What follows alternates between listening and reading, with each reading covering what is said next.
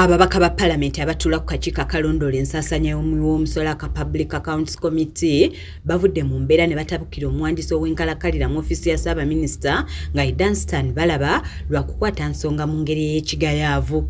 So let them come and face the fire, let them come and respond on their actions, on whatever they did. Thank you, Chair. Bano bawandiikira Balaba ebbaluwa nga bamuyita abeeko by'ayanukula okusinziira ku alipoota yakolebwa Ssaabawolereza wa gavumenti ku ofiisi yaabwe, wabula n'ategeezebwa nti wabanga ofiisi tannagimala mu bbanga ddene ajje ne gwe yaddira mu bigere kyokka nga kino takikoze. We got the letter. What did it say? The letter was specific that you said what? You are obliged to ensure that you come with any accounting officer who was there at the time. Have you done that? Right, Honorable Chair, I did not do that. Did you? I apologize for it. Balaba zeeka ng'ategeezezza ababaka nti ofiisi bagimazeemu emyezi 3 gyokka nga wano ssentebe w'akakiiko kano Honorable Muhammad Muwanga Kivumbi wasinzidde n'amubuuza oba nga oluzungu alutegeera bulungi olw'ensonga nti teyagoberedde byali mu bbaluwa eyamusindikirwa ekintu Balaba kyasabye asonyiibwe. Was it in English? It was in English, sir. You understood it? I understood it. And you read it? I read it. You deliberately decided not to act on it?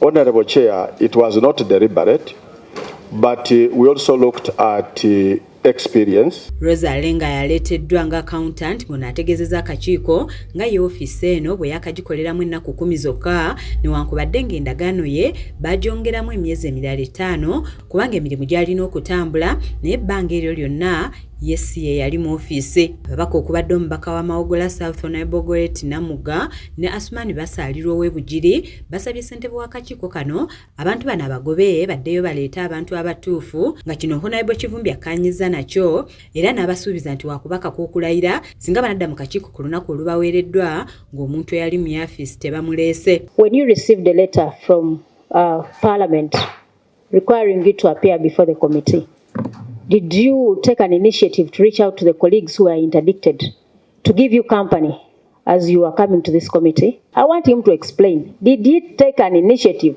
to reach out to his colleagues to be part of this delegation today? Honorable Kivumbi ategeeza nti ofiisi ya Ssaabaminisita ne bw'eneebuzaabuza bakusisinkana bagikoleramu bonna babeeko bye bannyonnyola ku nsonga ezitali zimu.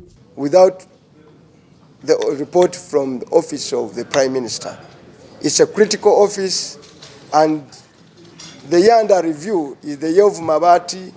Now in the report they have other issues like goats.